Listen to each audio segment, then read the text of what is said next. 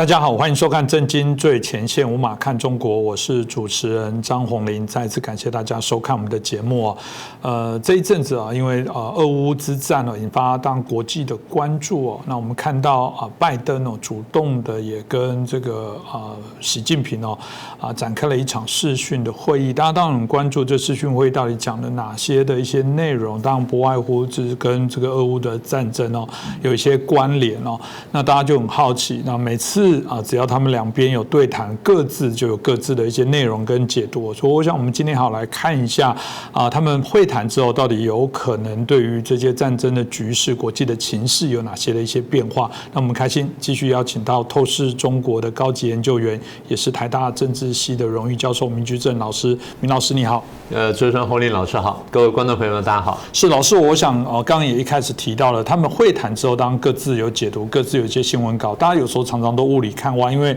各说各的那有时候他们也没有进一步在彼此为这件事情在做解释那老师您怎么解读这次会谈呢？我想这次大家比较关切，就是到现在为止大家比较关切就是说中共在这场战争当中到底扮演什么角色。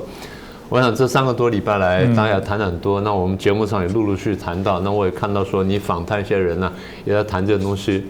可是如果说你仔细把那个不管是大陆的这个说法也好，或者说海外一些华人媒体的一些说法，还包括台湾的一些说法在内，你发现就是大家对于这个在这场就是俄国跟乌克兰战争，当然你可以从另外角度说，就是乌克兰的这个对苏抗战在这场战争当中呢，中共的角色呢，我发现大家有很多误读，大概几个比较明显的吧。第一个就是说大家会说美国没有力量对付俄罗斯，你看说他不敢进来打仗，那走到现在他就必须要求中共帮忙这第一个，这常常大家听到的说法。第二就是说，那美国为了求中共帮忙呢，所以就必须提供一些利益给中共，那中共才会来帮忙。所以有人就说他们是不是交换了利益？那当然大家比较担心说，美国在提供这个所谓交换条件的时候，会不会因此而出卖台湾等等？我想这是大家很关切的。我就跟大家讲，我说美国如果这样呢，就真的很蠢了。所以我猜美国正常情况下不会不过这个等一下我们有机会我们再详细说。所以是第二比较常见的误读。第3个比较常见的误读就是说，美国没有能力结束这场战争，然后俄国现在又骑虎难下，所以看起来只有中共有能力呢来结束这场战争。那反正就是好像说的人也还不少，所以我觉得很纳闷，所以想特别找机会谈一谈。对，因为其实第一个老师刚刚提到的，对啊，是这个拜登主动的要跟习近平开，那表示就是你有求于我嘛。一般我们讲说，就是你急你才要来找我，你不急你自己可以搞定的话，干嘛来跟我习近平约时间来视讯？我也很忙的所以坐实这样看起来，就是拜登觉得束手无策了。这个也是可能中国会觉得，你看吧，我还是非常重要。其实老师刚刚提到这，又让我想起为什么台湾人也有一点阴影，就是过去这个就是联中制俄嘛，某种程度现在看起来又是这样子，所以中共这时候讲话就可以更大声了，是如此吗？是，这次是美国主动，没有错。那我们第一知道确实是如此，第二就是中共迫不及待地告诉大家说，美国求我开这场会议，然后中国说他在新闻稿里面讲说，我们出于就是解决中美问题，不是乌克兰问题解决中美问题及乌克兰问题，所以我们答应美国的要求。中国向来摆出个高姿态说，都是你们来求我的，什么等等。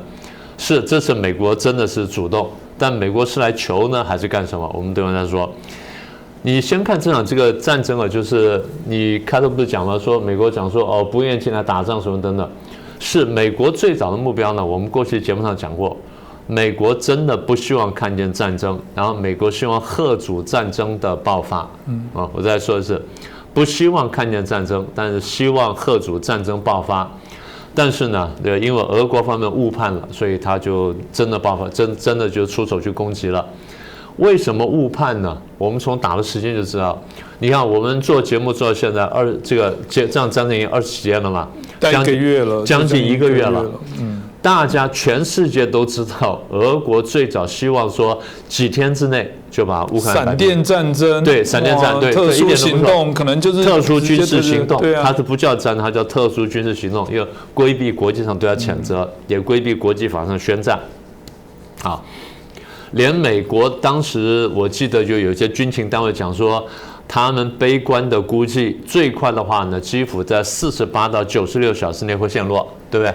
我们可能用阿富汗的经验了。对啊，然后以就双方军力对比来说，所以大家有印象就是48到96小时，然后乌克兰至少基辅会丢掉，然后如果按照外面的这个说法，就是那个俄国军队进来之后呢，泽伦斯基就逃亡。逃亡之后呢，乌克兰就变成没有这个领袖了，然后俄罗斯呢就树立一个傀儡政权，然后基本上就掌控了乌克兰。所以大家一般的剧本都认为是如此。我猜普京大概原来也是这样想，所以打到现在呢，你也晓得说普京是误判的了，是不是这样？是。那也就是说，你不是4天，你至少8天打完，大家都说勉强了，是你打了20几天，然后伤亡惨重，这显然不是正常情况，所以它是一个误判。好，那么美国原先的目标是遏阻战争的爆发。战争爆发之后，美国有没有备案？有没有 B 计划？看起来是有的。美国一早不是讲说不出兵吗？但不出兵，但并不是说我不来帮忙。然后各位看到就是现在大概外面传了很多，大家也都看见了。我觉得有几个特点哈，第一就是到现在为止，我们看见，俄国方面呢伤亡很惨重，我们等一下有机会再细说，将军也死了很多，然后战士死了很多，然后到处要是求人家出兵帮忙打，那表示说战况远远没有他想的那么顺利。美国虽然没有出兵，乌克兰看起来跟俄罗斯差距这么大，为什么看起来乌克兰可以撑这么久？然后呢，俄国然后一直不顺利呢？更何况就是还有一个特点。乌克兰好像没有看见主力部队，对不对？打到现在为止呢，大家看见说，哦，俄罗斯呢有一个部队被歼灭了，有个什么特战分队又被人家歼灭了，然后一个将军被狙杀了，然后另外将军啊又战死了，等等。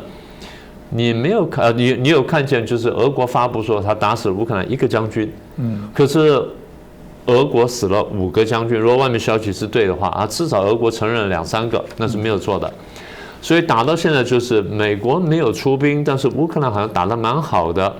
那现在看起来就是好像美国从空中、从太空，然后从这个附近的这个军事情报等等的，提供了很多侧面的帮忙，更不要说武器。当然他现在说多少亿美元这样给法。好，所以打到现在呢，好像说美国这个侧面帮忙呢效果还不错，就加上欧洲各国了。美国跟欧洲各国对乌克兰的侧面帮忙似乎帮得不错，所以打到现在呢，我一个朋友讲了2句话，讲得很好。打到目前为止呢，俄罗斯好像打不赢啊，乌克兰好像打不死，好像情况就是这样子。好像只要中共不直接出兵去援助或出手援助俄罗斯的话，美国很容易会打赢，对不对？看起来是这样了，或者至少美方支持的乌克兰很容易会打赢。所以如果我们前面的分析是对的话，那么美国开的主动的视讯会议就不像刚刚前面所说的，他是打不下去了，然后情况很不顺利了，他没办法结束战争，然后他必须求中共来帮忙。好，那如果不是这样的话，他为什么主动去找中共？那只有一种可能，警告中共就是你不要插手，你不插手的时候，我痛打俄罗斯，打完之后咱们看后面怎么办。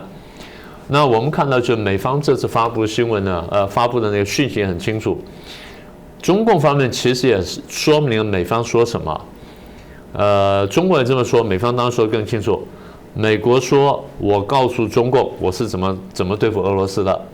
然后呢，除了侧面帮忙之外呢，我还提供了，我还对俄罗斯进行什么样的金融跟国际上经济制裁，然后制裁呢对俄罗斯造成多大的伤害。所以一直在说什么呢？你不要去帮忙。然后他也讲的，他的这个白宫的这个后来官员讲得很清楚，他说我们也讲说你不要去帮忙。那后来记者问说，那中国有没有答应？白宫官员说他没有正面回应。然后白宫的官员说，我们相信中共会采取他们认为恰当的行动，就这么说了。所以换句话说，美国这次主动打电邀约这个视讯会议，讲的是说，我告诉你中共，我怎么对付俄罗斯，我怎么经济上制裁他，在国际上制裁他，怎么孤立他等等，然后后果怎么样，意思很清楚。就如果说你也介入的话，那我们也会制裁。但制裁到什么程度，我没有跟你讲。但是我告诉你，他现在被制裁成这样，你自己看着办。所以是不是他主动召会？是。但是说来求中共帮忙呢，还是其实是发讯息警告中共？这个呢，我想应该看得很清楚了。这个当然就是我们刚刚提到，所有的东西就看你怎么解读哦。常常有时候大家就谈自己有利的，我就想象那个好像一个武侠的画面哦。你以为这个人家高手，其实他现在已经一手揪住一个人，把他痛打一顿了，然后他转过头针对那个想要踢他一脚的人说：“你没有看到他这样子吗？他已经这样子了。”结果另外一边解读的时候，没有，他回头跟我讲话是他可能打不过他了。所以你是这样子吗？我觉得。就至少大家常看这种武打片哦，就会知道没有旁边想踢一脚的人被主角瞪了一眼之后，是提醒你要跟他一样吗？你想来挨皮肉之痛吗？好啦，虽然是如此哦，当然我刚刚谈到的这种俄语总是可怕，所有认知战的部分，还是有人说，但美国哦，这毕竟以前有出卖过台湾嘛，毕竟大家知道中国民国断交就是为了去讨好中共，要联中制热等等，真的吗？拜登的个性跟特质会不会虽然说硬的，还是讲一下，还是怀柔一下说，但是呢，你只要不干嘛的部分，我也可以妥协什么给你，这就刚刚提到的，会不会又再次卖台，把台湾出卖了，有可能吗？我们当然不能排除这种可能性了。国际政治上，我们常讲说是追求国家利益最大化。那如果美国认为说出卖台湾利益更大的话，他当然会出卖台湾。反过来说，如果我们认为出卖美国利益更大的话，我们也应该出卖美国。这本来就应该是这样子。国际政治上基本上捍卫国家利益呢，那是没有办法的事情。那现在大家说，美国为了求中共帮忙，所以会交换利益，然后请中共来帮忙。好，我们从另外角度来看。美国到底有没有交换的必要？就像你刚刚讲的，如果我一个手抓着家伙，把这家伙已经打了个半死，然后这个家伙要动手，我瞪他一眼，那这个时候我还需要说你来帮我打他吗？这第一点，对不对？不需要了嘛。第二点，大家要注意啊，今天打这场战争，我常讲，我说跟过去战争不一样。我先说就是30年前美国怎么打这场战争。30年前呢，30多年前，1990年的时候，伊拉克有一天突然间闪击了科威特，早上大概6点钟打，然后下午大概不到6点钟呢，就占领了整个伊拉克，然后宣布说，占领了科威特，然后宣布说科威特是我伊拉克的第19省，我现在收回来了。美国大吃一惊，然后呢就开始准备，美国足足准备了6个月，从2月到8月准备了6个月。然后在联合国里面通过了这个谴责案，通过了很多次谴责案，最后呢给他一个最后通牒，一个埃德美顿书，然后呢发动了几十万大军，在地面上打了100小时，然后最后花42天呢把整个战场清理完毕。所以那场战争呢打得很精彩。我简单说美国那场仗怎么打的。伊拉克在中东地区呢，当时军事力量呢是非常强大的，伊拉克、伊朗是2个强国。当然你还可以数到别的国家，可这2个的确是强国。伊拉克有非常好的这个地面防空系统，防空雷达了、防空飞弹什么等等，全套的俄式装备呢，然后战机也是如此呢，非常完整。好，那美国要打伊拉克，他怎么打呢？那是大家真的第一次见识到。我印象比较深刻，就是当时有个画面，就是这个当时是美国，忘了是哪个大电视台，他说这个呢是我们今天看到伊拉克最幸运的一个家伙。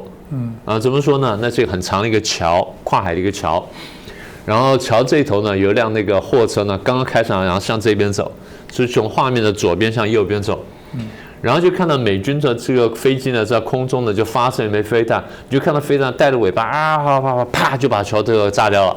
这桥这边就开始慢慢坍塌，这车子还飞火速向那边冲，向右边冲，然后第二飞弹过来说然后打这边，然后正好打中的时候呢，啪，这桥要崩塌着，这货车刚好就上岸了，然后就逃过去了。所以那个新闻主播说这是伊拉克今天最幸运的一个家伙。大家看见第一次为这个人庆幸说你没有打死，第二就是说哇打那么准，2个飞弹一头一尾就把一个这个桥给炸掉了。美国这场战争呢，打的是我们叫做讯息时代或资讯时代的第一场战争。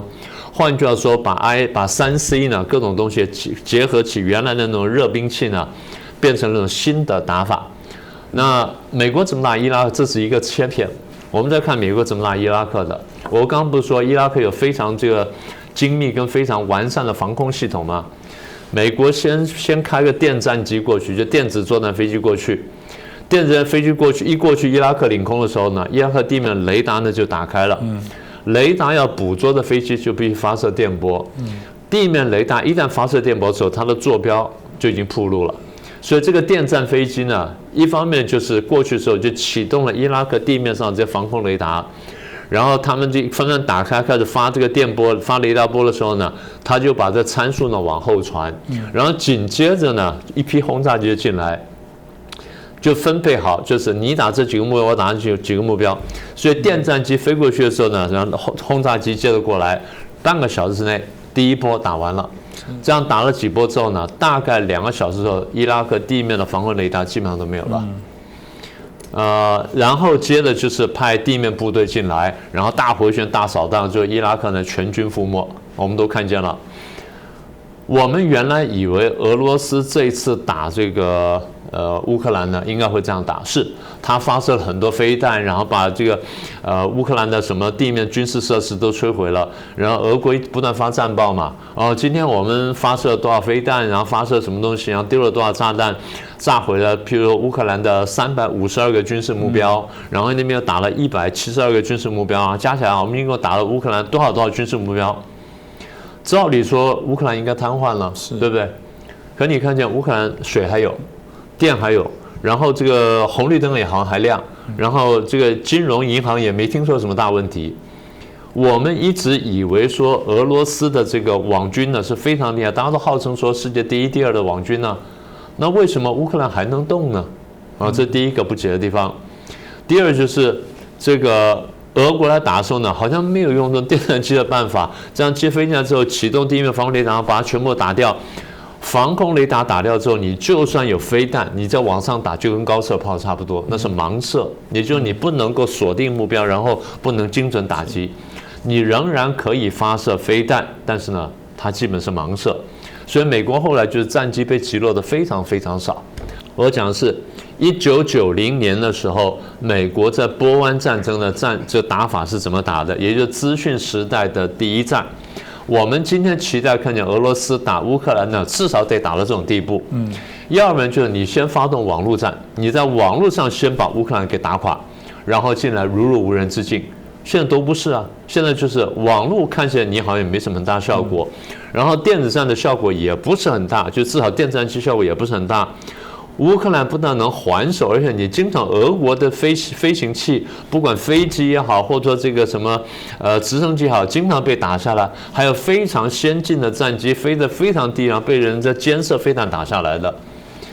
换句话说，俄国现在打的这个手法呢，像是1970年代美国在越战当中的打法，回到了50年前，所以这个差距大到你难以想象。那你就问下一个问题：乌克兰凭什么有这么大的本事？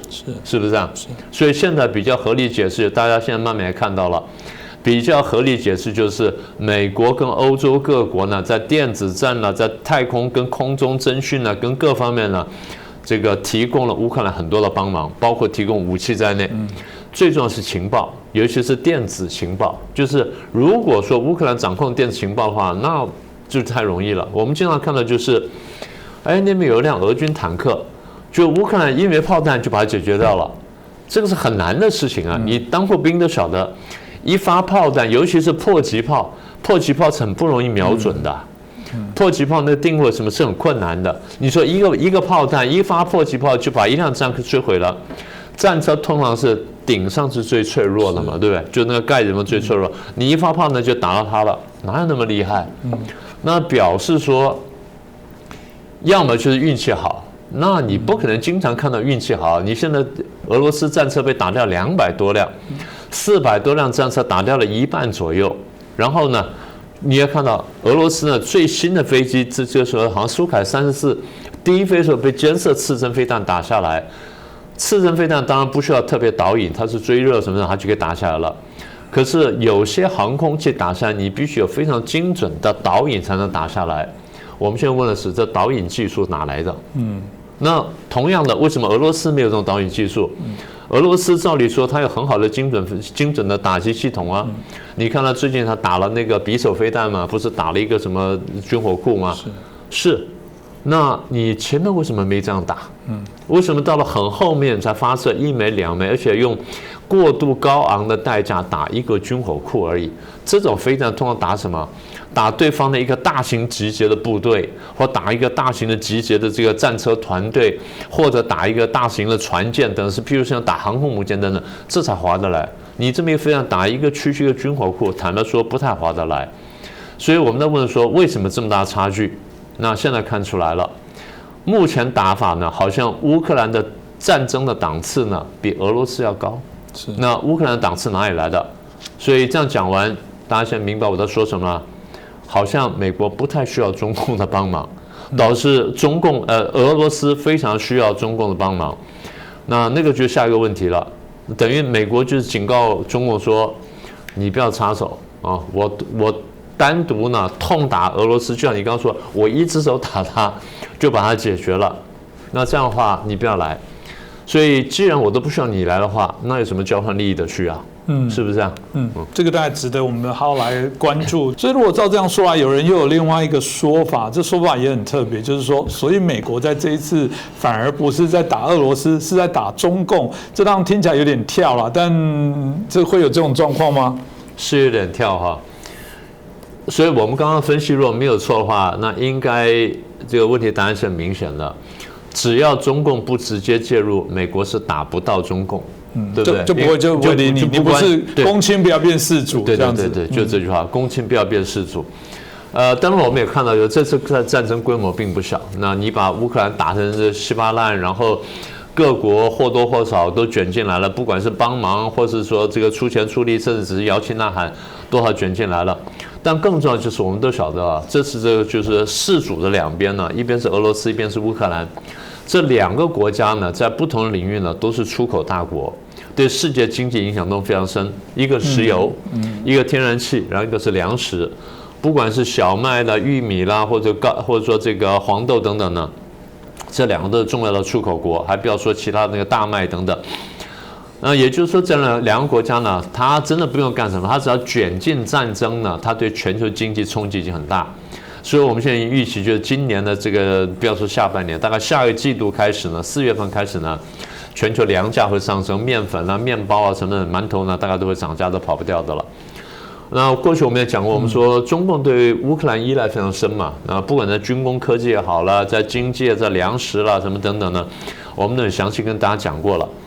更重要就是乌克兰其实是中共进入这欧洲的一个“一带一路”的重要门户。那么乌克兰曾经讲过，在签了“一带一路”协议的时候呢，乌克兰讲说啊，我们很高兴跟中国签了“一带一路”的协议，我们希望成为中共借的“一带一路”进入欧洲的门户，还讲了这句话。好了，那现在各位看到这个俄罗斯呢动手把乌克兰打成这样子，你觉得中国的投资是发生效果呢，还是其实泡汤了？这第一个。第二，就中共原来对乌克兰依赖这么深的，现在乌克兰被打成稀巴烂，你觉得他现在还能依赖到多少？对，当然你可以说完了之后，我再可以帮助你重建经济等等，那时候看乌克兰愿不愿意了啊。这第二点。第三点就是，因为乌克兰原来是中共设计“一带一路”要进入欧洲的门户，现在门户被切掉了，你觉得俄罗斯打这场战在干什么？也就是我一直觉得说，俄罗斯打这场战争呢，它其实另外还有几层目的的。我不认为战争是对的啊，我现在只是说它战争的目的是什么，我得说清楚。战争本身，我们国际关系学者认为战争是错误的，是残暴的，是不应该的。但是既然发生了，我们就得研究是怎么回事儿。所以现在看起来就是，你说俄国有各种各样的原因啊，说你参加北约啦，对我形成威胁什么，这可能都对。但是一个附带效果，就是当俄国这样打完之后呢，乌克兰想作为中共“一带一路”进欧洲的门户的希望呢，当然基本破灭。这第一个。第二，几个月前哈萨克不是动乱吗？那中共就讲说，哎呀要怎么样怎么样，而俄国干什么？立刻出了快速反应部队，噼里啪啦就把你解决掉了。那哈萨克是中共“一带一路”往那边去的是第一个，就出口。那出口被解决了，然后那边终端地方被解决了，你觉得“一带一路”现在你觉得北边这条路线怎么样了？所以我觉得在这个问题上面呢，俄国打乌克兰呢，那看起来是俄乌之间的问题，但实际上是削弱了乌克兰对中共的价值，这点我觉得是非常突出的。所以中共的“一带一路”的这个终端被打了，然后开头的这个门户也被打了，所以实际上“一带一路”头尾都被打掉了。中共在这个问题上面是吃了哑巴亏。那你说吃了哑巴亏，我还要去帮忙俄罗斯，这有点奇怪。所以这个现在你刚刚讲说啊，外面有人讲说啊，美国没有打中共啊，美国目的不是在打这俄国，打俄国，其实是在打中共。现在我们这样分析下来，美国没有打中共，谁在打中共？好像是俄罗斯打了中共，是不是这样子？而有趣是我们刚刚说，在这个情况下，中共居然现在底下官媒啊什么还在这边宣腾说我们要帮助这个俄罗斯，要对抗美国什么等等。你现在还去力挺俄罗斯的话，那是不是有点犯蠢？这当然就是他们之间的为难哦。从历史上，我们在节目当中，老师也谈很多中俄之间，从一开始那种互有这个提携的或者去促成的这样的一些历史的一些脉络背景，但偏偏出卖中国最多的又是俄罗斯。过去已经在网络上有很多人比较说，相较起来，俄罗斯占中国便宜更多，但中国人还是把他当老大哥，继续在相挺哦。所以，老师是不是大家真的到最后，即便前面谈一谈，美国并不是跟你求和，并不是要靠你来协助他打赢这些战争或干嘛，但总是让他来扮演某些调停的角色，还是有用，会吗？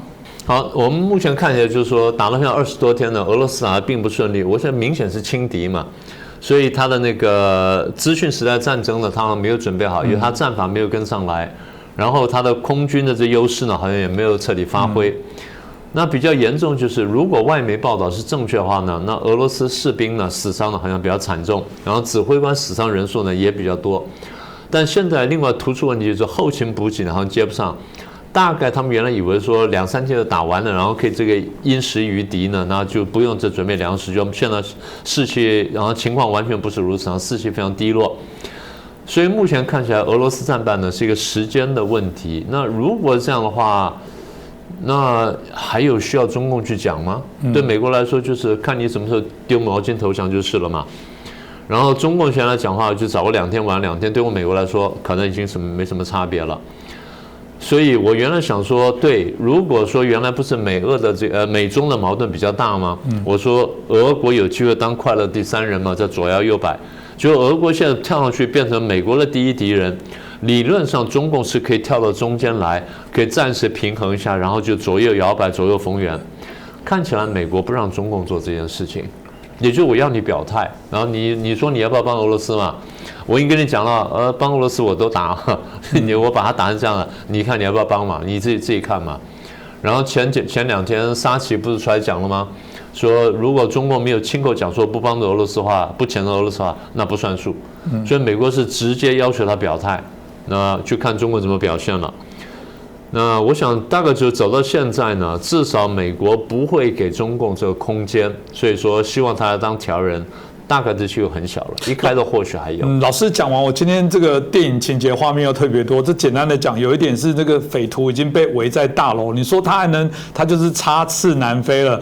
其实老实说，早晚你会被逮到。那当然你说我可以自杀，我可以干嘛？但这时候我也可以杀人，或干嘛杀人质。但这时候其实所有的这个警察干嘛都希望大家都平安了，反正你也逃不掉。这时候就是找你的队友匪徒来温情喊话说：“老大，我们就放弃了吧，我们就这样子让我们一切好转。这个我们认罪，现在搞不好协商一下，罪责可以判几年。你被请来是做这个角色。”不是刚刚提到的，以为你还真很厉害，是变成救世主。这可能我想大家可以来想一下。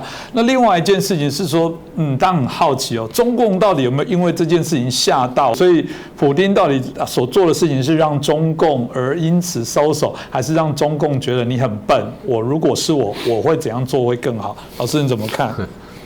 我们刚刚讲到1990年美国打伊拉克呢，是资讯时代的第一战的话，那这次应该是资讯时代的2.0版，因为打法完全不一样。除了我刚刚讲说太空啦、卫星啦、网络等等，最重要一点是 AI 帮忙，AI 帮忙计算俄军的动向什么等等，我就不说细节了。1990年那场战争的确吓到中国，因为中国发现说啊，原来这个战争不是这样打的，因为这是一个叫做讯息时代的战争，我们叫资讯时代战争。所以中国后来开始推动一个叫军事事务革命，简称军务革命。军务革命简单说就是把最新的3C 产品的网络电脑、AI 什么等等，跟什么卫星什么全部连接起来，然后进来打这场战争。中共是几年前才开始做这件事情，美国已经进行了30年，所以你觉得说中共成效有多少？这点我们是存疑的。那么中共看完这场战争之后呢，我相信他会学到很多东西。第一个，作战方式是完全不一样的，跟过去想法说啊，部队集结什么的，现在可能不是。现在先是网络攻击，把你瘫痪大半之后，然后再电战机进来，然后再什么，最后才地面部队进来，所以作战方式是完全不一样。第二呢，我想这次全世界不只是中共，全世界见识到说，如果大家要联合起来制裁你的话，那力度会有多大？现在就是大家都估算说，俄罗斯经济呢应该支撑不到几天了，看你能混几天。现在最新消息不是说要封锁，因为俄罗斯可以卖黄金，然后俄罗斯呢可以卖这个加密货币，那现在可能都把路封掉了。更重要就是他们现在全世界已经看见了，俄罗斯这场战争打完之后，即便打赢了，对俄罗斯自己的经济、社会跟政治冲击有多大？这点呢，我们还是等着看的。现在我们晓得说，俄罗斯的生活水平开始下降，民生开始紧张，然后这个不满的怨气开始爆发了。所以中共这边学到了至少最短程的一个教训，或者说被吓到的部分就是，我有没有把握很快在很短时间之内就能够闪击，然后把台湾拿下来，从而让大家对我来不及干涉、禁运或者制裁等等。那这个我想，不管你是不是叫做吓到，至少他对于说短期之内我是不是有把握说马上能够攻台成功呢？我相信他会比过去有很大的犹豫的。我想这一个战争的确改变了许多国际社会的一些思考跟思维哦，包含我相信很多国家的政治结构都因此而产生一些改变。有时候我甚至说这是一个很好辨识你是什么样的态度跟价值的。你旁边的朋友你很清楚发现他对什么样的立场的一个显现哦。那当然大家还是会说啦，这个至少普丁很厉害哦，他瞬间的把北约、把欧洲团结起来。不过说真的，这是建构在乌克兰人民的这些性命哦，这真的是。这代价太大了，至少啦，这次俄乌战争，我觉得就我相信，包含明老师也是，我们在打从心里认为说，我们真的都是做对的事情，一直走在对的道路哦。不管我们的收视有多少，不管我们多少人订阅，我们就觉得这条路还是要坚持下去，让未来不要再有人受到这样的一些伤害哦。再次谢谢明老师，谢谢，也感谢大家的收看。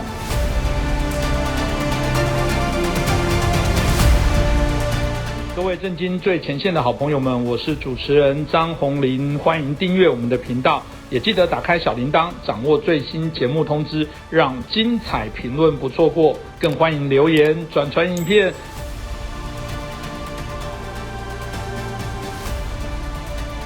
大家好，欢迎收看《震惊最前线》，无马看中国，我是主持人张宏林。再次感谢大家收看我们的节目哦。俄乌战争一直在我们节目当中持续高度的关注哦。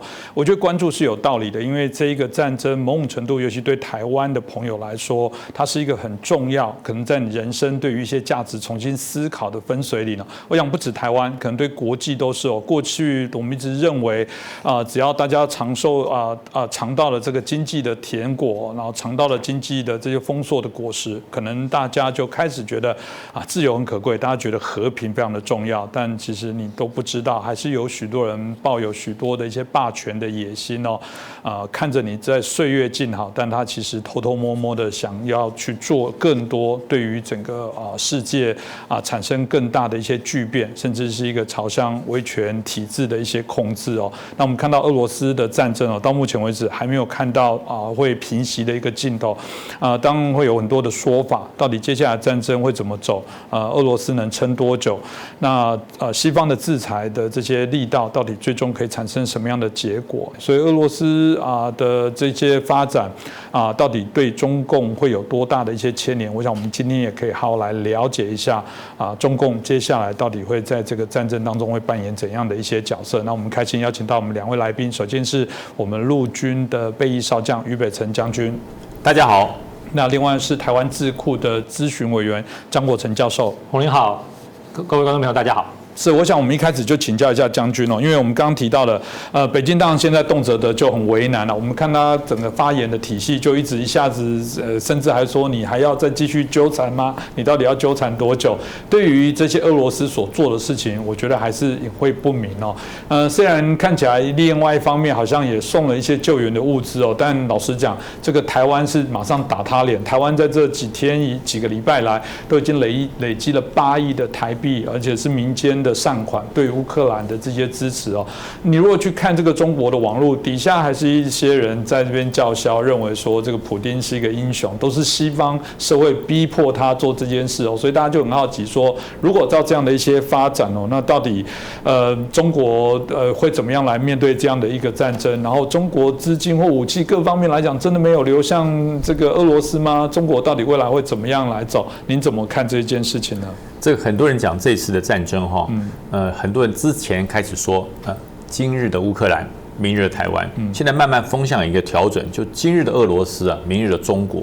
那其实你说中国，与其说它左右为难我倒不如说那小孩子才做选择，大人是我全要，他全部都要。乌克兰战争，乌克兰的好处他要。从俄罗斯身上的好处我也要，他不做选择我都要。那如何都要呢？其实大家可能看现在中国好像很暧昧的这个方法，其实不是。乌克兰有没有他要的东西？有肥沃的土地、广大的农地，还有廉价的生产力。另外还有一件事情大家都忘记了，中国一直很想要乌克兰一件事，飞机引擎。他的马拉西奇引擎公司，他多想要，几次想要把它并吞，把它拿过来，被美国、被西方国家给破局了。所以这一点对于中国长期以来要发展它的航空科技、它的军工科技的这些产业是一个很大的影响。大家别忘了，这个它的辽宁号航母不就是来自乌克兰的吗？所以他看上了乌克兰的肥沃土地、廉价的人力，还有呢广大而且有实力的军工产业。那么透过这次的战争，未来可不可以从乌克兰这边取得？所以他保持了一个跟乌克兰一个很暧昧的态度。我可以给你少数有限的物资资源，不含武器。那么俄罗斯呢？他也想要，他想要的是什么？第一个，我不想再变成永远在俄罗斯后面的排名。我不管在目前经济它只要超过俄罗斯了，可在军事实力上，我是不是能够把俄罗斯甩得更远一点？我可以成为亚洲甚至欧亚第一大国。我没有办法成为世界嘛，因为现在中国想要超英赶美，英已经超过了，想要赶过美国，我觉得中国还有一段蛮长的努力的空间。可是呢，我成为欧亚第一行不行？我可以成为欧亚第一啊。他只要甩开了俄罗斯的这个所谓的实力相近、军事实力相近，他一定成为欧亚第一。而且呢，在这一次乌克兰战争之中，俄罗斯会损耗很多的高科技武器，不管是在使用上，不管是在实验上，不管是在操作、发展、维护上，我觉得俄罗斯会消耗掉很大很大的军事实力与资源。那俄罗斯有这个经济实力把它恢复吗？很多的，例如说匕首飞弹打出去，大家说好厉害、好可怕、好威，音速10倍以上。那你知道吗？这一发飞弹多少钱？俄罗斯的经济实力能够打几发？你说这20万人出去，现在按照乌克兰的讲法，已经这个俄罗斯已经损伤了超过15000人。那就算按照俄罗斯自己的讲法，也将近1万人。那他还有多少能力能够继续让这些士兵去前线送命？我觉得这都是俄罗斯的挑战。而中国呢，它可以从这个慢慢变弱的俄罗斯的身上取得什么？它可以取得科学家。科学家，这些军事力量的科学家在俄罗斯发展不下去了。你没有任何资源可以让我发展。大家知道，发展科学、发展军事、发展各种航太科技要钱的，要钱的。那摆明了，这个关键的因素，普丁没有，俄罗斯没有。俄罗斯战后这个事情结束以后，俄罗斯光是它国内的经济状况就已经焦头烂额了，它还有实力再去发展这个经过战争这一次消耗的军事力量吗？没有。那么这些靠军事吃饭的、靠军事发展为行业的人，中国是把他招揽去，把他找去，中国给你钱，我给你最优的待遇，但是呢，把你的科技的头脑带到中国来，把我发展军事工业没有办法克服的那个关键技术你带过来。所以俄罗斯这场战争之后，中国能不能一跃成为欧亚第一？我觉得这是中国期待的。那另外一个就是中国在期待在这件事情上能源的问题。当全世界禁运俄罗斯的天然气跟石油的时候，中国不禁运，我继续收。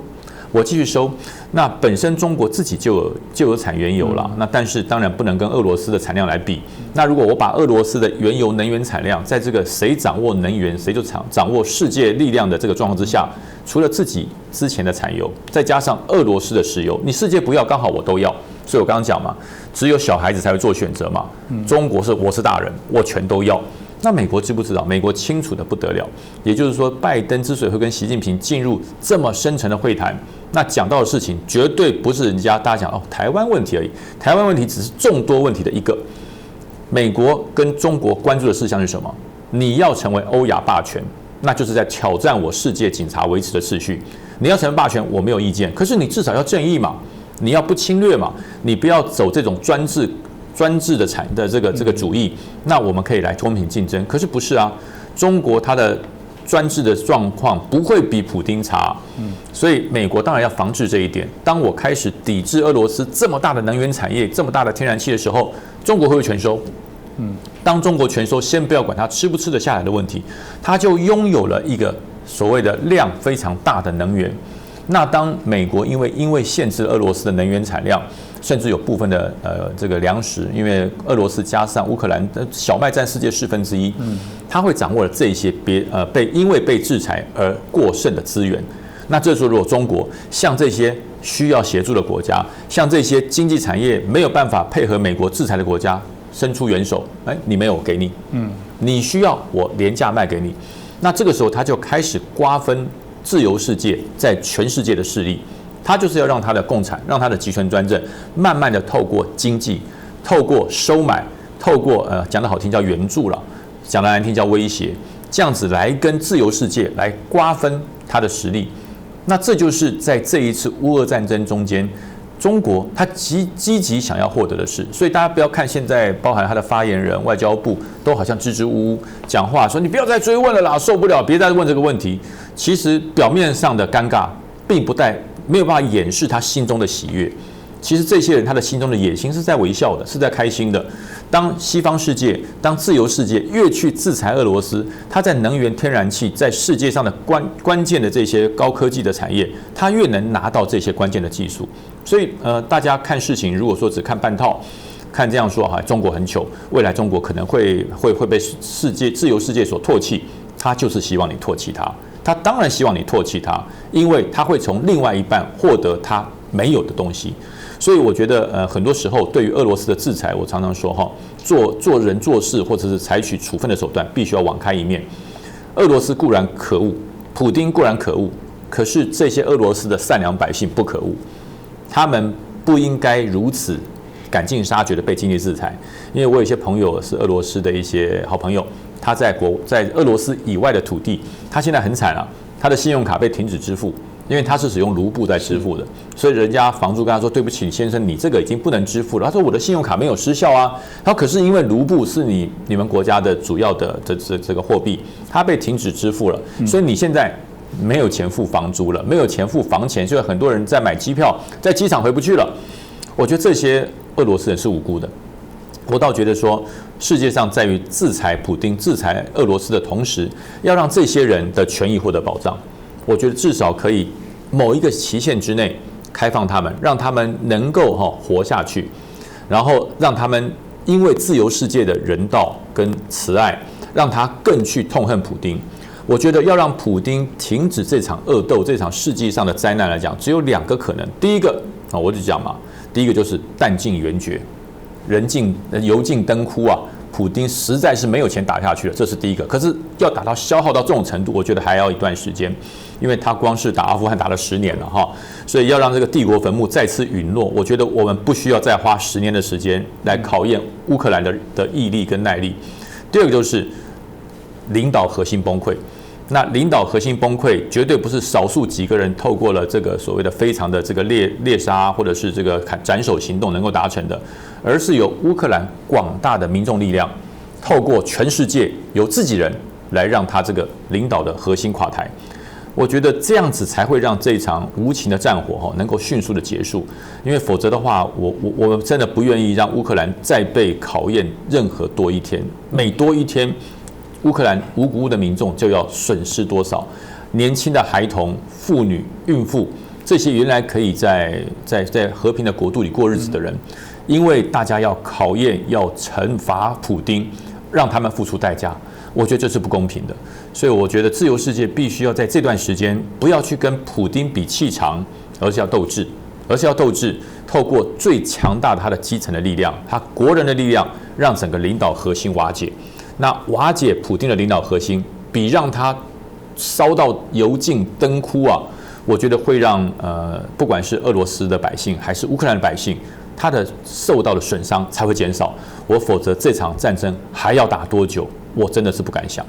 的确哦，这也是我们现在看到许多的一个媒体也在谈到这个普丁有可能接下来的几种状况，当然不会像刚刚提到的会不会被暗杀，会不会他们内部自己有没有不同的反制的一些力量哦。那刚刚也提到了中国的角色来讲，到底是暧昧不明动辄得咎还是没有？他现在在窃喜，正在盘算如何能变成是取代俄罗斯，成为另外一个在他们共同价值的这样领域的一些霸主哦。这部分国成老师你怎么看待？他们即便这个拜登跟习近平通过电话了，也算是这个软的硬的都讲这么白了，但你觉得中国会怎么做呢？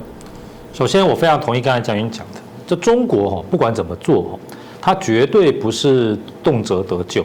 好，那这个中国绝对是喜在心里。毛泽东以前讲过，天下大乱，形势大好。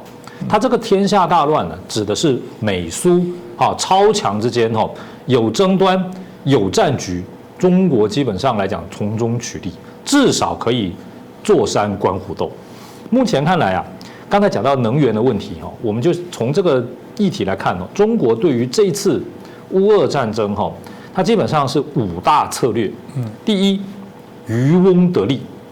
美国、西方跟俄罗斯这个在这个现在是经济制裁，是不是会有军事的介入？我们不知道。但是总的来看这个就是鹬蚌相争。中国看来怎么样能够渔翁得利？至少呢缓解一下美国印太政策对它在亚洲的压力这个它一定是在这边做打算的。那第二个呢，左右逢源，也就是这个它跟俄国。跟乌克兰其实在战前呢都有很好的关系，这是事实。这个他从俄国跟乌克兰呢也学习军事技术。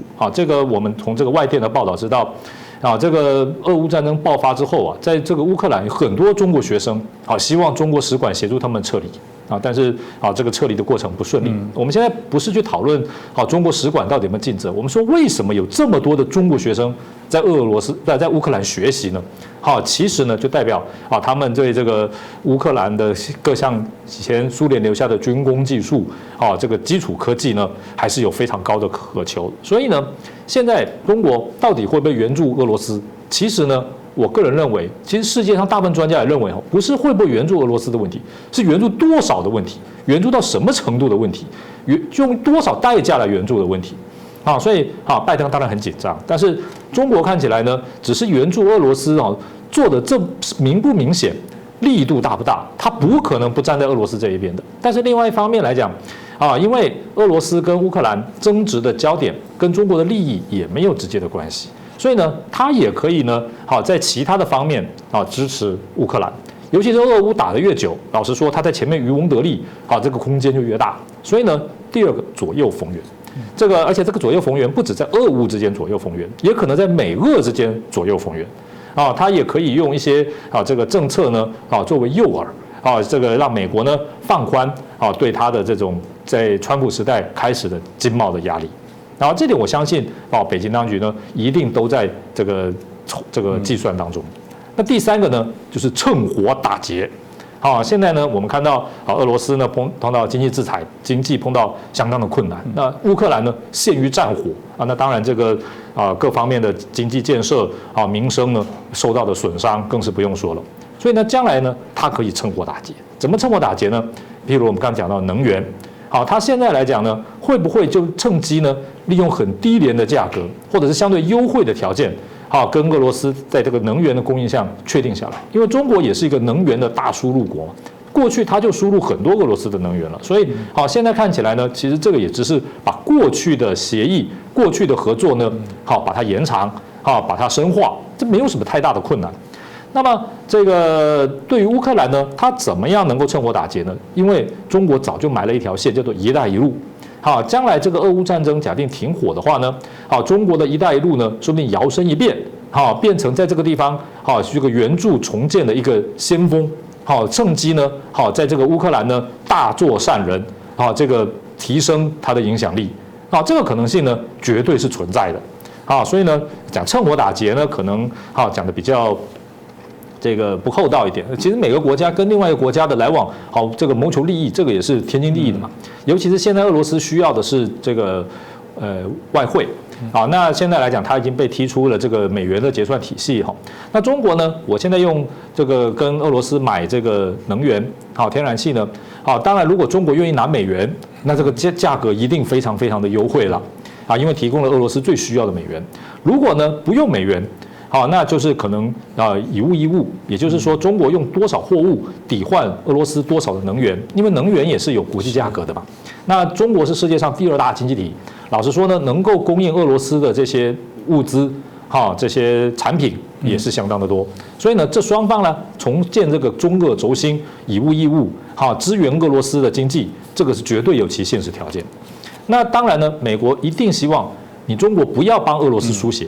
不要去买俄罗斯的这个能源，但是呢，中国如果不买俄罗斯的能源，它本身的能源，回到国际市场上来买，那这个国际市场上的油价、天然气的价格一定又会更加的提高因为中国不买俄罗斯，它答应配合你们，它跑到中东，跑到其他地方买，那这等于是增加了这个需求嘛，那这个全世界的经济又要受到更新一波的冲击，因为油价上涨，所以呢，我可以断定。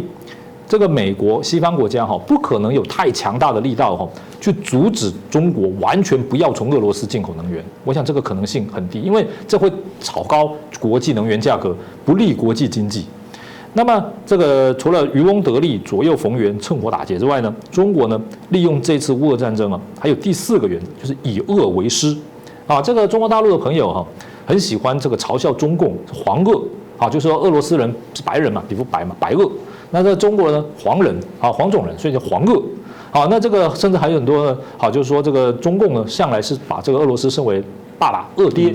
那其实当年这个毛泽东呢也讲过，像斯大林一面倒，斯大林是我们的慈父是我们的爸爸，这个也讲过的。所以呢，现在来讲呢，中国一定呢会从这个乌俄战争呢去看俄罗斯怎么样侵略，怎么样应付制裁，那乌克兰呢怎么样？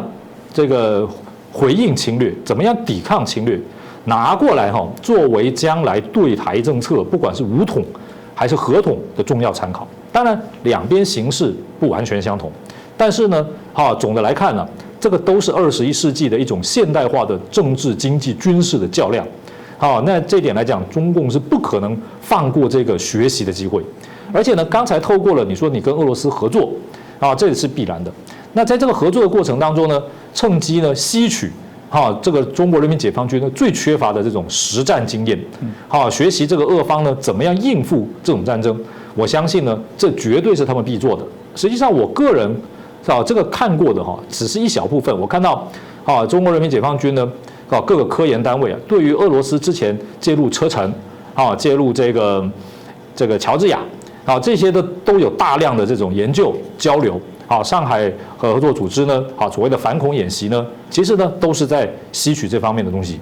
那这一点来讲呢，我认为中国呢以恶为师，不管各个方面这是一定的。那最后一点呢，以战谋霸。也就是现在呢，利用这个西方国家制裁俄罗斯的机会啊，不管跟俄罗斯结盟，然后呢，也有一些国家啊，像这个印度啊，它就不跟这个西方同步啊，这个没有加入俄罗斯的制裁，所以呢，也有一些非洲国家基于它种种的考虑并没有特别加入对俄的制裁或者是谴责。那中国呢，会不会利用这个机会趁机团结这些国家？这个就像当年不结盟国家的概念周恩来在万隆会议里面的一样。所以呢，中国目前舆论呢，我们可以看到已经在朝这个方向在做准备。他一方面呢，当然是说乌克兰的主权不能侵犯，但另外一方面呢，也不断的在制造舆论说俄罗斯的侵略是有理由的必须要注重它的安全顾虑等等。这种两边各打50大板也好，两边各自支持的做法其实呢，看起来我们觉得很滑头，但是呢，说中了很多其他国家的心理的态度，就是其他国家呢，当然不希望自己的国家像乌克兰这样子的被侵略，但是呢，也不特别愿意在这件事情上呢，过度的得罪俄罗斯，这一点是很清楚，特别是非洲国家。所以中国呢，会不会利用这个机会呢，以战谋霸，趁机呢团结这些这个在不特别偏向美国，也心里面可能不是那么讨厌俄罗斯的国家扮演一个领导的角色。或者是说呢，在国际上呢，积极的呢，利用它作为联合国安理会常任理事国的地位呢，进行调停，各项的发言，来提升它的本身在国际政治里面的霸权地位、发言地位，这个称为以战谋霸。那当然最好的呢，就是欧洲情势长期陷入紧张。那长期陷入紧张呢，美国重回冷战态势，重欧，然后呢，对亚洲呢，没有办法。像这个前几年这样子完全把中国视为焦点，再加上印度这个态度也有所转变所以呢松动美国的这个印太体系然后呢达到它这个以战谋霸的目的。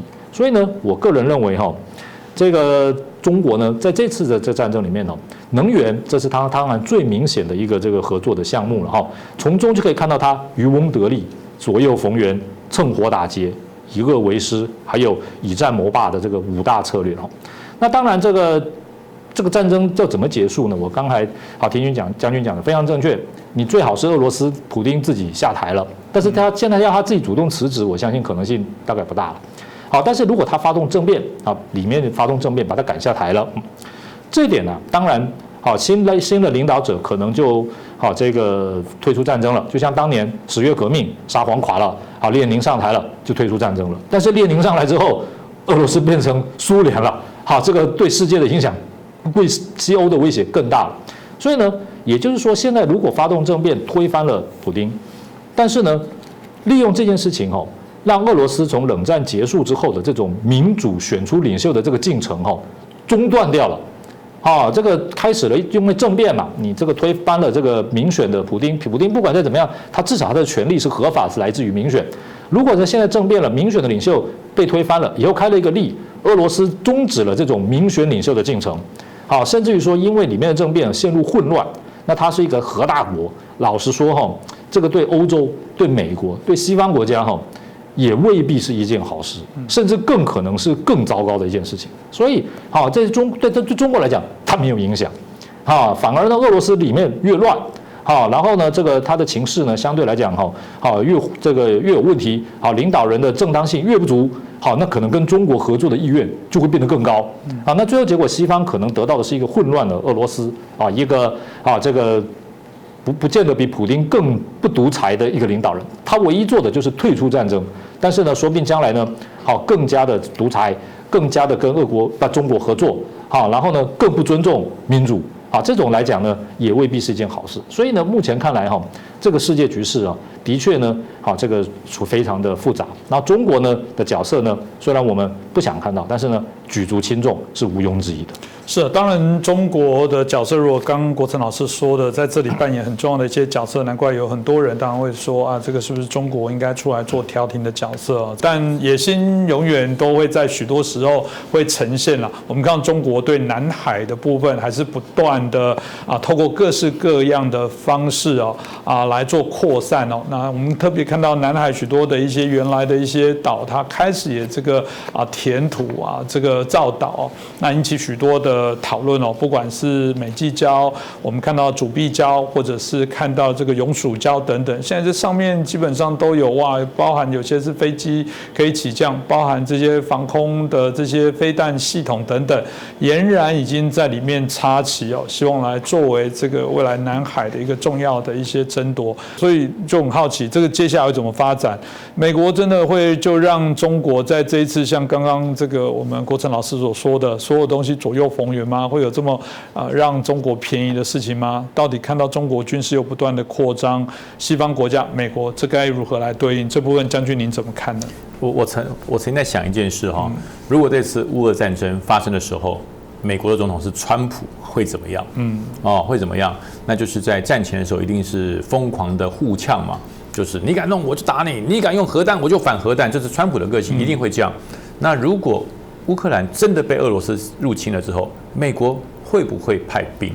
我觉得大家一定在想这个问题。我先讲，如果美国派兵大幅进入乌克兰来干预这场战争，那最开心的是谁？最开心的是中国。最开心的中国，因为整个战略的焦点，整个美国的力量被吸在乌克兰里面，而且那一定会影响到其他地区兵力的平衡。那这是中国千载难逢的好机会，一个大的战略走势。美国把所有的力量开始往乌克兰里面投入的时候，你开始对台海发生各种不管是小的战役或是大举的进攻，美国有这个力量再把兵力跳回来吗？或者是美国有能力同时对2个地区发动这么大的战争吗？美国又不是笨蛋，美国又不是笨蛋，所以我常在想，如果现在的美国总统是川普而不是拜登，那我们才要最紧张呢，中华民国才要最紧张，因为我们会在这个战役里面变成最大的受害者。所以相对的，这次的美国总统是拜登，那当然在乌克兰受侵略的初期，拜登受到了疯狂的谩骂，不管是美国人自己人在骂，甚至欧洲人也在骂，拜登扛住了。拜登可能有人说没有啦，他老了啦，所以他的反应比较慢，所以骂一骂他没有什么关系。其实不是这样的。我讲当一个领导人，有一件事情一定要扛得住，叫做被侮辱。你一定要被侮辱，因为你忍气吞声是为了小我个人的名声，但是你忍下来、挨下来这些侮辱之后，你所扛住的是区域的和平，甚至是世界的和平。我觉得这才很重要。所以初期很多人在怀疑说，美国开始用这经济的方式制裁俄罗斯有没有用啊？开始用一些什么 Starlink 啊这些新战就是马克思的东西，这个马斯克的东西开始协助乌克兰取得一些相关的一些卫星资讯，有没有用啊？美国只给他一些低空野战的防空飞弹有没有用？美国只给他一些反坦克的这些标枪飞弹有没有用？当大家正在质疑的时候，拜登仍然在被骂。但是当大家开始看到乌克兰居然可以以寡制众啊，他用非常少量而且非重装的武器，居然可以把俄罗斯这么强大的装甲部队，甚至他空中高空的这些优势的飞机给打下来。当大家看到第一架苏凯35坠下来的时候，当大家看到第一列 T72战车被狙击、被摧毁的时候，但大家心里的想法，第一个疑问是：乌克兰怎么办到的？乌克兰怎么办到的？凭这么弱势的军力，你对抗的是世界上这个地面部队，几乎是仅次于美国的这个地面部队，你怎么样挡住这种铺天盖地的这个铁骑入侵？大家开始质疑，开始做各种的解读。那大家开始想到当时整个卫星的优势，整个资讯的优势，整个战场透明化的优势，还有赋予你这些所谓的游击式打了就跑的方法生效了，开始生效。那么其实这一次整个状况，幸亏我觉得幸亏美国他不是一个冲动的总统，如果是一个冲动的总统，那一刻非常爽快，打回去啦，你看多好。可是呢，所带来的后患将是无穷无尽，尤其是对台湾。然后我讲到整个南海在乌克兰的情势这么严重的状况之下，中国解放军有轻忽吗？有放掉吗？没有。他在这几个礁岩上，不但违背了他说不军事化，我不做军事化，不设置军事设施，不做任何侵略的这种让大家会紧张的这些设备。他现在呢，防空飞弹也有啦，弓箭飞弹也有啦，不但有机场，那个长度还超过3000公尺，还不止一个，还有好几个。那美国当然就觉得你这是怎么回事？你趁着全世界在乌克兰这边关注的时候，你把你的南海的诸礁岛变得更强化，还提出了所谓的铁三角，还好几个三角，要巩固你南海的这些疆域。你打着人道救援的口号，最后你所行的都是军事巩固的做法。那美国当然，他提出很多的谴责啊。那中国显见非常少，很少这样做的，他揭发美国的事，他说没有啊，你说我在这几个礁岛上做军事设施、做防空、做反舰啊，你自己的远洋基地补给舰不是也来了吗？你的这一艘重达近10万吨的这个远洋基地补给舰，你为什么从巴士海峡开到南海来？那你在讲我在这些礁岛上实施军事设施设备的时候，美国你自己也看看，你自己也来啦。那你不是也说你这是区域平衡吗？和平救援吗？那你这一艘这么棒的远洋基地这个船舰来这边干什么？所以已经公开跟美国叫嚣了，所以我们就讲，在这个时间点，很多人说，如果台海发生战役，两个真的像乌克兰一样被俄罗斯进占，那么美国也不会来管台湾，就如跟乌克兰一样，乌克兰还是联合国的会员国，对不对？那台湾不是啊。当你被攻击的时候，美国会视为你是中国的内战，不来管你。那我就说，那大家解释一下，请问这一艘美国超过10万吨的远洋补给舰，它透过巴士海峡来南海做什么？它来做什么？来旅行吗？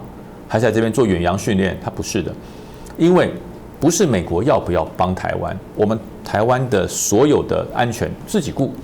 这一次的俄乌战争，我觉得大家所体谅到的最大的一个启示，就是自己的国家自己救。以前都是喊口号，都是唱歌而已。这一次是深深的体会到，如果乌克兰在第一时间没有扛下这个压力，乌克兰已经灭亡了。如果在第一集的时候，泽伦斯基跑了，乌克兰也灭亡了，全部都灭亡了。那么台湾你的选择是什么？你还在那边等着美国来救你吗？你还在那边等着国际的声援吗？不是，第一集国家要自己扛下来，你扛下来，让全世界看到了你对于自己国家的那种志气跟那种态度，全世界才会用别的非军事的方式来协助你。我从来不认为说，如果台海跟中国发生各种的战争状况时候，日本会派兵，美国会派兵，我从来不期盼，我也不认为他们会。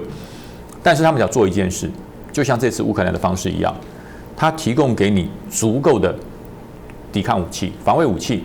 那美国没有问题，一定会提供嘛，因为台湾关系法嘛，它是必然要提供。那其实日本的琉球、冲绳，其实跟我们台湾的北部是绑在一起的，脱不了关系的。只要台湾发生战争，冲绳会没事吗？一定有事嘛。我们后面的与那国岛会没事吗？一定有事。所以为什么这段时间安倍跟我们台湾走这么近？他体谅到了一件事：那你家失火了，我们住这么近，那火会烧过来，所以他不会让火烧到他们自己。所以他是因为要巩固自己的国家安全，所以才会拉你一起来协助。因为旁边有依托，侧翼有友军，那才更安全啊。那其实我的国家守得再好，我侧翼没有友军，他绕过来打我后面怎么办？日本如此想，我们也是如此想啊。如果今天日本都不理你了，你跟日本每天吵架，跟你像南边的菲律宾、像北边的日本每天吵架，对不对？变成恶邻居，那中国要绕过日本来打你后面，日本干嘛管？随便要绕过菲律宾打随便。那我们台湾才真正的变成前后东西受敌，那才是我们的危机。所以我觉得很多的时候，大家不要说，哎呀，谁以前欺负我？我们曾经跟以前谁有纠纷，冤家宜解不宜结，因为你面临到的是共同的一个强势的恶邻居。那很多人讲说，那我们就跟中国好好谈嘛，跟中国好好谈，中国不要打我们了，我们就不用这么麻烦了。对，谈了70年了，他都不放下，那叫我们小国先放下吗？我们承认我们是小国。小国如何叫挑衅大国？所以很多人这段时间讲说，乌克兰是挑衅俄罗斯了，才来打他，因为他要加入北约嘛，他又要加入欧盟，所以挑衅俄罗斯，所以俄罗斯才打他。所以台湾呢，你也不要宣布独立了，然后他也不会打你。我就讲这都是强者打弱者的借口，这是强打弱的借口。但是强者去打弱者的理由绝对不是借口，而是他找到一个理由打你。什么理由呢？好打。如果乌克兰从2014年以前就是持续的在像苏联解体一样，他巩固他的国防，强得不得了，他有各种的这个优势的武器，它有所有最棒的船舰，它有最好的飞机的制造跟这个飞机的联队，它的国防武力，它的抵抗能力，让俄罗斯不敢打你。那俄罗斯即使你乌克兰做了再多，我要加入北约，要加入谁？俄罗斯敢打你吗？因为吃不下你嘛。我吃下你，我要断一只爪子，我要断半口的牙，我怎么敢吃你？怎么敢咬你？所以只有一件事叫挑衅，就是弱化自己，就是弱化自己，弱化自己才叫挑衅。就弱化自己，你不断的把自己越来越弱嘛，你的飞弹打不远嘛，你的船舰开不出去嘛，你的飞机飞不远，这不叫弱化自己。这个时候强国他不打你，他打什么时候？所以我讲，人类就算是万物之灵，它也是动物的物种之一啊。物种要猎食的时候，绝对不会猎食那种强势物种，因为我要猎食你，我这个很辛苦啊。我没有吃掉你，被你咬一口，说不定回去就残废了。那猎食者要找啥？又弱又小，最好是有一点病的，跑不远、跑不快、跳不高。那我进去很轻松的一口把你吃掉，这叫挑衅。只有弱化自己才叫挑衅。所以我说，乌克兰的战争，乌克兰这个事情，虽然乌克兰在2014年以后年年增加国防预算，可是那是在克里米亚被并吞以后，他们才醒过来。如果乌克兰在苏联瓦解，它独立之后就持续的强化国防，俄罗斯敢动吗？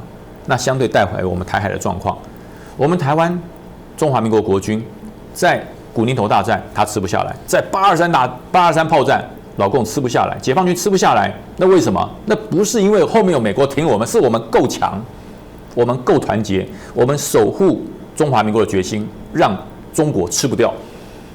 那长期一段时间开始，我们两岸之间互动，不管是文化、民间的交流，民间的文化交流是好事，但是不能软化你保卫国家的决心。那可这段时间我们软化了没有？我们曾经有一段时间，我在军中服务，我最清楚，有一段时间真的迷惘了。弟兄来这个部队中当兵来受训练，当干部要求他严格一点的时候，弟兄休息的时候会跟你讲一句话：包长官又不打仗，这么拼命干什么？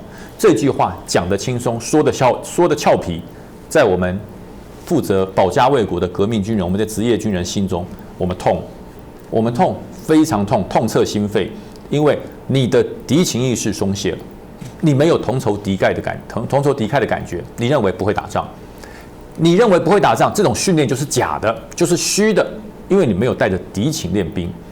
那可是经过了这段时间，我觉得从中国不断的解放军的飞机一直飞到我们来越界来骚扰来挑衅，再加上这次乌克兰的战争，我觉得大多数的中华民国国民该醒一醒了吧？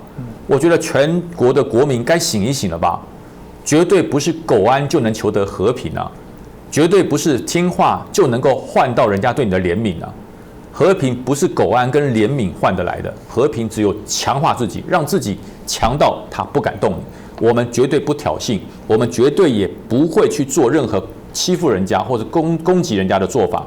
但是我们必须要强到让想攻击你的人不敢攻击。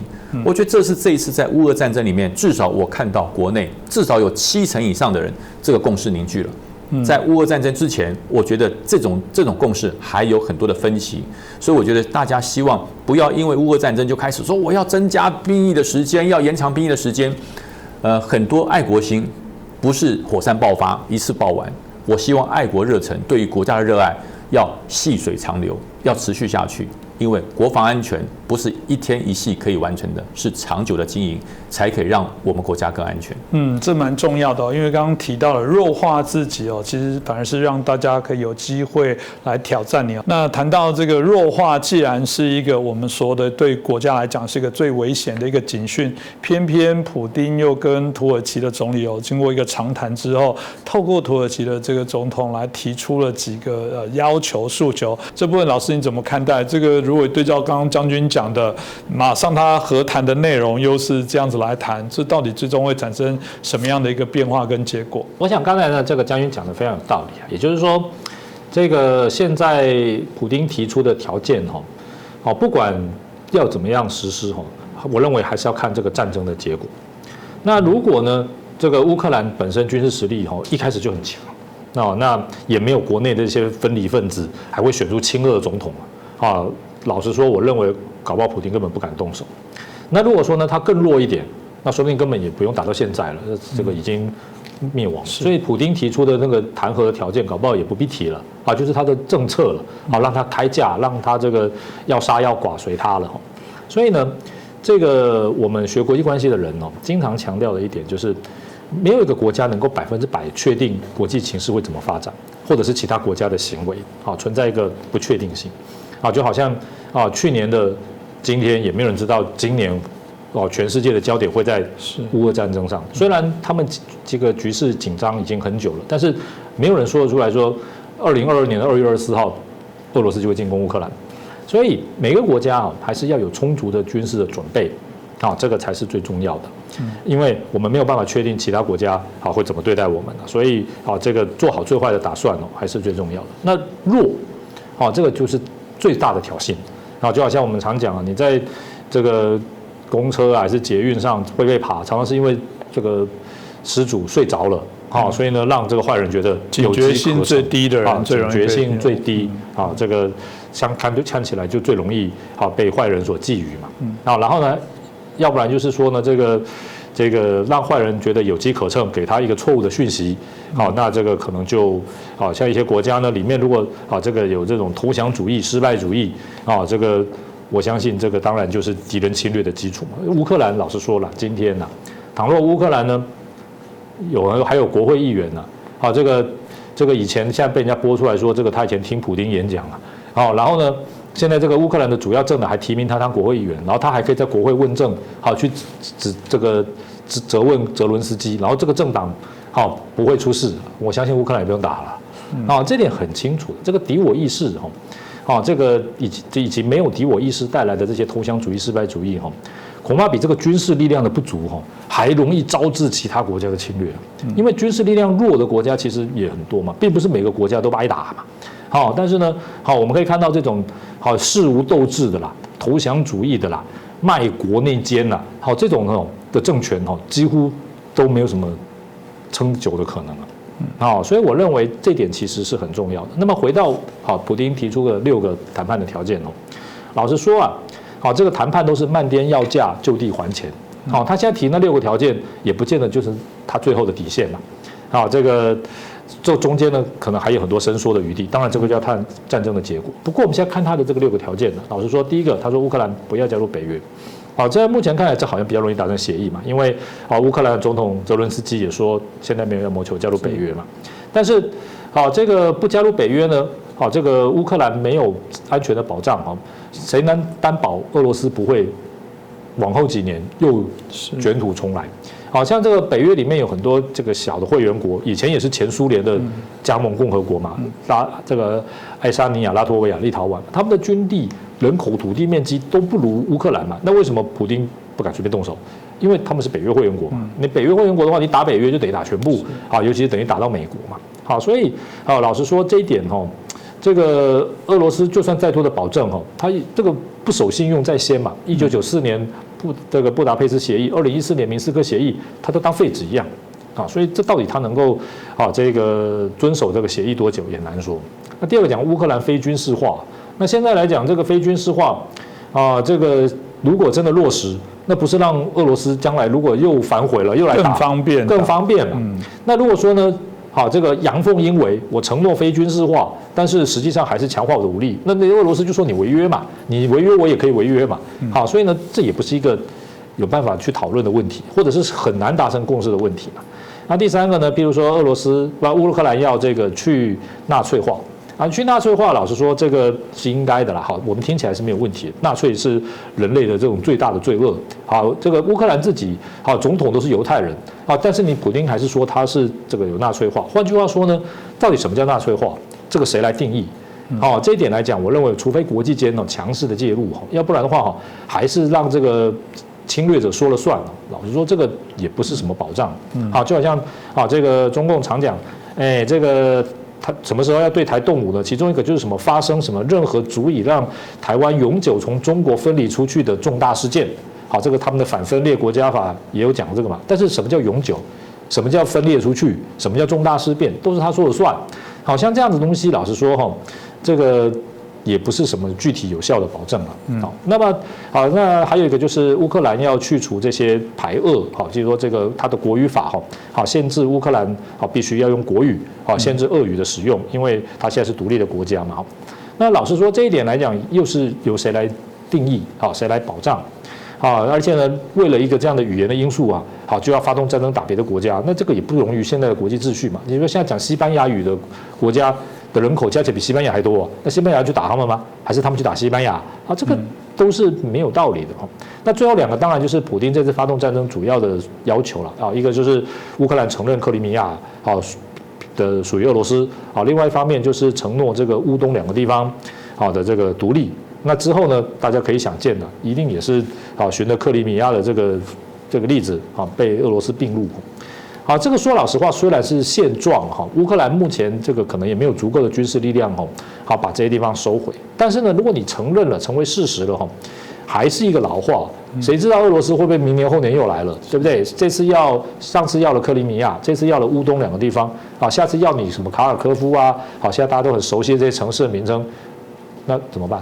好，如果你不同意，又是再打一场，好，所以我的意思就是说哈，这个目前看起来哈，谈判停火哈，这个大概是将要走上的道路了。但是这个到底这个俄罗斯这些条件哈，啊，这个是不是能有国际间的保证，还是说乌克兰不信任啊，还是这个要怎么样进行哦？的确是一个相当难解的问题。那么对台湾来讲哦，或者是对其他任何国家来讲，最重要的启示就是说哈，一开始就要嚇阻战争不要发生，好，而不是战争发生了之后好，不管再怎么样最好的结果也就是胜利，对不对？好，但是胜利的结果呢，也就是恢复战前，好，对这个对小国来讲一定是这样嘛，所以好怎么样能够强化自己的力量，好，不管是有形的防卫还是无形的心防，好，不要让失败主义、投降主义，好这些因素的出现让这个侵略者觉得有机可乘。然后呢，你怎么样巩固你的国防，好，强化你的外交等等尽可能让战争不要发生，啊，或者是不要在这个侵略者所希望的条件下发生。好，我想这一点其实是这个乌俄战争给这个我们我觉得是一个最重要的这个功课。是。我想我们谢谢国成老师的分析哦，的确我们刚刚提到了这个示弱的话就会产生一些问题哦，而且特别是针对那些没有诚信哦，过去会毁约哦，到底我们怎么样去签订和平协议？到底怎么样让台湾非军事化、解除武装，然后不要发展军备，就会换得中共的善意？其实我觉得从这一次的俄罗斯、乌克兰的这些战争来讲，一定有许多让我们可以好好来学习的部分了。那我想回到台湾军方的部分，我们的国军常常还是对外说法是我们这个备战不求战，我们应战也不会避战哦，就是这也是我想我们展现出我们对于这个台湾防卫的一个决心哦，真的精神战力最重要。台湾在最近我们真的会有点担心，从刚刚老师的分析，我也在想说，哇，会不会有台湾有很多人因为一直这个错误的讯息给国外的一些媒体，也导致中共会误判，导致中共会认为说我打台湾的时候是一堆人夹道欢迎，说你们终于来了，我被这个政府欺负的好惨哦。这有可能就是普丁他的误判，认为说乌克兰人民非常欢迎俄罗斯入侵，这也许都有内部非常多不良善的人提供错误的讯息，而导致中共做出错误的判断。这是我想我们在节目非常重要的部分，是我们也透过这样的一些评析讨论，可以让大家更清楚原貌了。当然最重要的部分还是希望战争赶快止息哦，希望再也没有战争哦，是这样是一个理想，但还是我们诚心发自内心的一个期待哦。今天再次感谢我们俞北辰将军，也感谢张国成教授，当然也谢谢大家的收看。欢迎大家如果对我们的节目有任何的一些建议，可以留言给我们。我们看到有许多的朋友底下谢谢都对于主持人、对于我们节目团队的一些肯定哦，我们都看到，也非常的感谢哦。